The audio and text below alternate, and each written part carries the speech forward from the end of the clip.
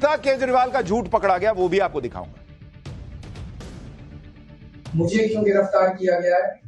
मेरा नाम सीधे सीधे 4 स्टेटमेंट्स में आता है, वो मैं आपके सामने रखने की ज़रूरत चाह रहा हूँ।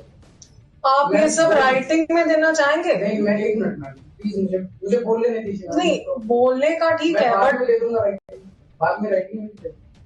आप फिर राइटिंग में ही दे दें कोर्ट में। I will take it on record. मुझे बोलने नहीं दीजिए। चलिए बोलिए। I get your point, but the thing is आपकी सबमिशंस मुझे लग रहा है काफी लेंथी हैं। नहीं है मैडम, आप राइटिंग में दे दीजिए। only 5 minutes.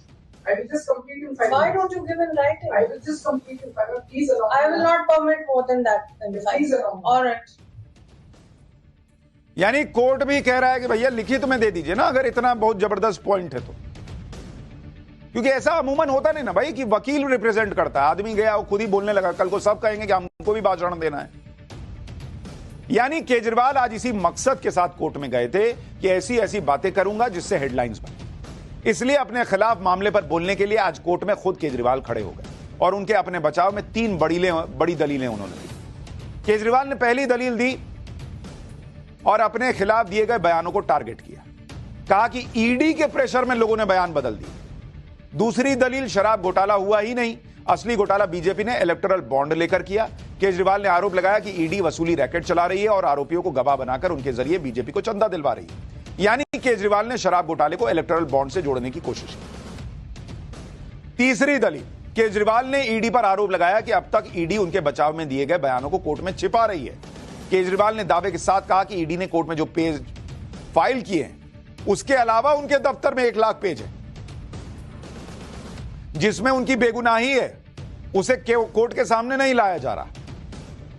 केजरीवाल के इन 3 बड़े आरोपों पर ईडी ने डायरेक्ट जवाब दिया कोर्ट में। गवाहों के बयान बदलने के आरोपों पर ईडी ने सीधे सीधे कहा कि जिन लोगों ने बाद में अरविंद केजरीवाल का नाम लिया है उन सब ने ऐसा करने की पूरी वजह बताई है और यह सारी वजह पेपर पर मौजूद है और इन वजहों को हाईकोर्ट के सामने ऑलरेडी रखा जा चुका है। ईडी ने फिर कहा कि अरविंद केजरीवाल ऐसे आरोप लगाकर एक माहौल बनाना चाहते हैं।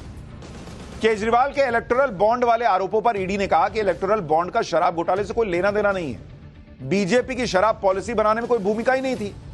भाई पहले जब बीजेपी को दे रहे थे पैसा, चंदा, शरद रेड्डी की कंपनी, जिस वक्त शराब नीति बन रही थी उस वक्त बीजेपी शराब नीति बना रही थी और उसके बाद शरद रेड्डी को जमानत नहीं मिली और बाद में हेल्थ ग्राउंड पर मिली और फिर विदेश नहीं जाने दिया, ये सब तो आपको बताया ही।